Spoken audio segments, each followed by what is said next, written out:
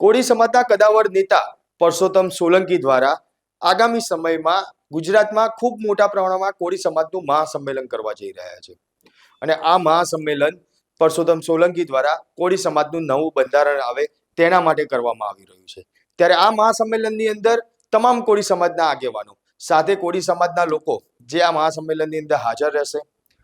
થોડા દિવસ પહેલાની વાત છે કે થોડા દિવસ પહેલા જ્યારે ન્યાય સંમેલન મળ્યું હતું, નવનીત બાલેદિયા દ્વારા ન્યાય સંમેલન મેળવવામાં આવ્યું હતું, ત્યારે ના તો પરસોત્તમ સોલંકી કે ના હીરા સોલંકી હાજર રહ્યા, પરંતુ આ જે મહાસંમેલન મળવા જઈ રહ્યું છે તેમાં પરસોત્તમ સોલંકી, હીરા સોલંકી સહિત તમામ કોળી સમાજના ધારાસભ્યો, સાંસદ સભ્યો સહિતના આગેવાનો છે જે હાજર રહેશે, સાથે નવનીત બાલેદિયા પણ હાજર રહેશે। ત્યારે અહીંયા સવાલ ઉભા થાય છે કે શું નવનીત બાલેદિયા હીરા સોલંકી સાથે સ્ટેજ ઉપર જોવા મળશે? શું કોળી સમાજ પોતાના સમાજનું અલગ બંધારણ છે તે બનાવવા માટે જઈ રહ્યું છે? નમસ્કાર, લલકા ન્યૂઝ સાથે હું મયુર મેવાડા।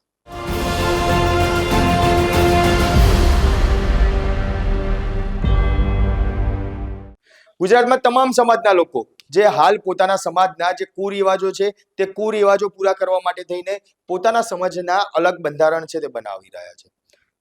સૌ પ્રથમ શરૂઆત કરીએ તો પાટીદાર સમાજ દ્વારા કરવામાં આવી, ત્યારબાદ ઠાકોર સમાજ દ્વારા, ત્યારબાદ જે ચૌધરી સમાજ છે તેમના દ્વારા, અને હવે કોળી સમાજ છે જે કોળી સમાજ પોતાનું અલગ બંધારણ છે તે મેળવવા જઈ રહ્યું છે। આ બંધારણ બનાવવા પાછળ જે કુરિવાજો છે તે દૂર કરવાની વાત છે, તેના માટે આ બંધારણ બનાવવા માટેની વાત કરવામાં આવી રહી છે। ત્યારે આ મહાસંમેલન 1 માર્ચના રોજ અમદાવાદના ધોળકા ખાતે મળવાનું છે અને કહેવાય છે કે મોટી સંખ્યામાં કોળી સમાજના જે લોકો છે, કોળી સમાજના આગેવાનો છે, કોળી સમાજના નેતાઓ છે, તે તમામ લોકો આમાં હાજર રહેશે। થોડા દિવસ પહેલા પણ ગીર સોમનાથની અંદર એક સમૂહ લગ્ન, કોળી સમાજના સમૂહ લગ્ન યોજાયા હતા અને આ સમૂહ લગ્નની અંદર પરસોત્તમ સોલંકી, હીરા સોલંકી બંને ભાઈઓ, બંને નેતાઓ હાજર હતા અને તેમના દ્વારા સ્ટેજ ઉપરથી કહેવામાં આવ્યું હતું, હીરા સોલંકી દ્વારા પણ કહેવામાં આવ્યું કે હવે આપણા કોળી સમાજની અંદર બંધારણની જરૂર છે। ત્યારે આ વાત કરતા હીરા સોલંકી શું કહી રહ્યા છે તે અહીંયા સાંભળીએ।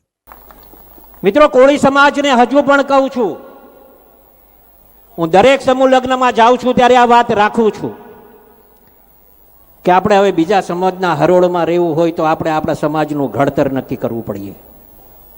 હું યુવાનોને કહેવા આવ્યો છું, વડીલોને કહેવા આવ્યો છું, નાનો છું પણ છતાંય મોટી વાત કરું છું, મિત્રો આપણા સમાજનું બંધારણ નક્કી કરવું પડશે। જો આને આ જ રીતે આપણા ચાલતે રહેશું તો આપણે આપણો સમાજ ક્યારેય બીજા સમાજના હરોળમાં આપણે આવી નહીં શકીએ। આપણા સમાજના નિયમો નક્કી કરવા પડશે। હમણાં યુવાનોએ જોયું હશે, ઠાકોર સમાજ ભેગો થયો હતો, રાતના 3 વાગે ભેગો થયો, મિત્રો 3 વાગે, અને કેટલા ભેગા થયા? 1.5 લાખ ભેગો થયો, મિત્રો 1.5 લાખ। આ નાની વાત નથી।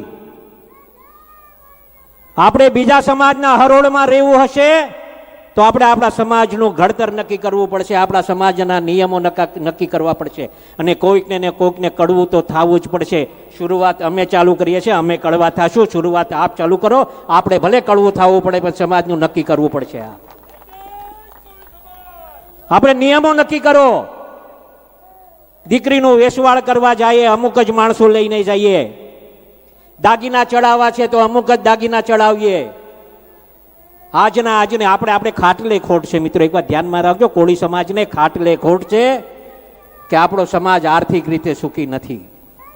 આવી રીતે આપણે આગેવાનોને કહેવા આવ્યો છું, યુવાનોને કહેવા આવ્યો છું કે આજે આપણે નિયમો બનાવો, તમારા ગામની કમિટી બનાવો, આગેવાનોની કમિટી બનાવો અને ગામમાં શરૂઆત કરો। એક ગામનું બીજું ગામ જોશે, બીજું ગામના ત્રીજા ગામ જોશે। ત્યારે આવી જ રીતે જે રીતે સમૂહ લગ્ન પસરતા ગયા એ જ રીતે નિયમો પસરતા જાય અને આપણા સમાજનું પણ ઘડતર નક્કી થાય। સામાજિક રીતે આ યોજનાનો ફાયદો આવતા દિવસોમાં આપણે મળશે। મિત્રો, અમે આજે અહીંયા સમૂહ લગ્નમાં આવ્યો છું, વધારે કાંઈ વાત નથી કરવી, પણ મિત્રો મોટા ભાઈ અમારા માર્ગદર્શક છે, હંમેશા એના ચીલા પર ચાલવાના પ્રયત્ન અમે કર્યા છે, અને આપ સૌને એ જ વિનંતી કરીશ મિત્રો, કદાચ તમારા હારા દિવસોમાં અમે કદાચ પડખે ન ઊભા રહી શક્યા હોય તો એની ચિંતા ન કરતો મિત્રો, પણ બુરા સમયમાં તમારા પડખે ઊભા રહેવાના પ્રયત્ન કરશું, જમણો આંગ બનીને પ્રયત્ન કરશું। આ હરમેશ માટે આ બધું જોયું છે। આ સુરતના લોકો અહીંયા બેઠા છે, ત્યાં બી આ વાત કઈ રીતે, અહીંયાથી હજુ એકવાર શાયરી બોલી જાઓ। तेरे दिन अच्छे हैं तो मुझसे किनारा कर ले, तेरे दिन अच्छे हैं तो मुझसे किनारा कर ले, हम तो बुरे लोग हैं, बुरे वक्त में काम आते हैं. અમે તો બધા જેને જે સમજવો એ સમજે, અમને જેવા સમજવો એવા સમજે, પણ અમારે જે સમય તમારો બુરો વખત આવશે ને એ સમયે તમને કોઈ દેખાય કે ન દેખાય, પરસોત્તમભાઈને હાકલ કરજો, હીરાલાલ સોલંકીને હાકલ કરજો, દિવેશને હાકલ કરજો, અહીંયા ચેતન કુમારને અહીંયા જમાયો બેઠા છે, હાકલ કરજો, તમારો જમણો બાંગ બનીને તમારા પડખે ઉભા રહેવાના.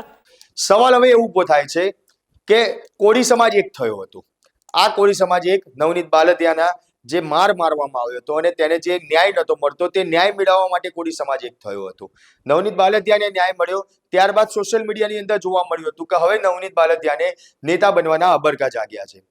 જે પ્રમાણે ન્યાય સંમેલન મળ્યું હતું, આ ન્યાય સંમેલનની અંદર જે નવનીત બાલદિયા છે તે નવનીત બાલદિયાની એન્ટ્રીની વાત કરીએ, તેના બેસવાની અદાની વાત કરીએ અને જે પ્રમાણે તે શક્તિ પ્રદર્શન દેખાડવાની કોશિશ કરી, તે ઉપરથી ચોક્કસ કહી શકાય કે હવે નવનીત બાલદિયા નેતા બનવાના અબરકાએ આગળ વધી રહ્યા છે.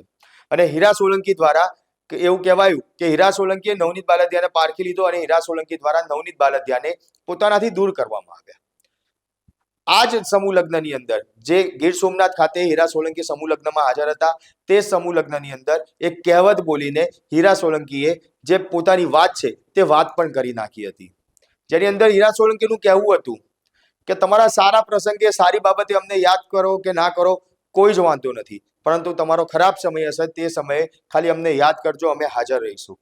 આ પ્રકારની એક કહેવત કહીને હીરા સોલંકીએ જે નવનીત બાલદિયાને ક્યાંક જવાબ આપ્યો હોય તેવું પણ અનુમાન લગાવવામાં આવી રહ્યું હતું.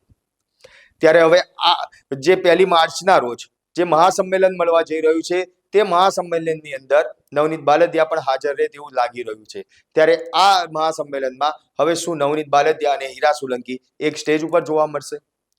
ખરેખર નવનીત બાલદિયાને જે નેતા બનવાની વાત હતી તેને લઈને સોશિયલ મીડિયામાં પણ અનેક કોમેન્ટો સામે આવી હતી કે ચોક્કસથી નવનીત બાલદિયાને તળાજાથી ટિકિટ મળવી જોઈએ, આમ આદમી પાર્ટીમાંથી નવનીત બાલદિયાને ટિકિટ આપવામાં આવે, તે જીતીને રહેશે. આવી અનેક કોમેન્ટો છે કે જે સોશિયલ મીડિયામાં જોવા મળી હતી અને સોશિયલ મીડિયાની અંદર જે નવનીત બાલદિયાને નેતા બનવાની વાત છે તે વેગ મળી રહ્યો હતો. એટલે હવે શું ખરેખર નવનીત બાલદિયા આગામી 2027ની ચૂંટણીમાં નેતા બનવા એટલે કે ધારાસભ્ય બનવા માટે ચૂંટણી લડશે? આવા અનેક સવાલો છે જે ઊભા થઈ રહ્યા છે. જે સોશિયલ મીડિયામાં જે કોમેન્ટો આવી રહી છે તે કોમેન્ટો પણ કહી રહી છે કે નવનીત બાલદિયા આ 2027માં તેને ચૂંટણી લડવી જોઈએ, તેમને કોળી સમાજનો પણ સપોર્ટ છે તે મળશે. પરંતુ કોળી સમાજના 2 ભાગ છે તે પણ જોવા મળી રહ્યા હતા, કારણ કે નવનીત બાલદિયાના જે ન્યાય મળવાની વાત હતી તેની જ અંદર કોળી સમાજના આગેવાનોમાં પણ ક્યાંક ફાટફૂટ જોવા મળી. ન્યાય સંમેલન મળ્યું, ન્યાય સંમેલન બાદ કોળી સમાજના અનેક યુવાનો છે તે લોકો દ્વારા સોશિયલ મીડિયાની અંદર વિડીયો બનાવવામાં આવ્યો અને કહેવામાં આવ્યું કે આ ન્યાય સંમેલનનો મતલબ શું? આજે લાખો રૂપિયાના પેટ્રોલ બાળીને લોકો ન્યાય સંમેલનમાં પહોંચ્યા હતા. જો આટલા રૂપિયાના પેટ્રોલ બાળીને પોતાના કામ ધંધા બગાડીને લોકો જો ન્યાય સંમેલનમાં જતા હોય તો જે લોકોને સાંભળવા આવ્યા તે લોકોને તો બોલવા દેવામાં પણ ના આવ્યા. ત્યાં પણ નવનીત બાલદિયાનો વિરોધ છે તે જોવા મળ્યો હતો. ઇવન જે સમયે ન્યાય સંમેલન પૂર્ણ થયું ત્યારબાદ પણ ન્યાય સંમેલનના સ્થળ ઉપર જ કોળી સમાજના જે આગેવાનો હતા તે લોકોની અંદર પણ ફાટફૂટ જોવા મળી હતી.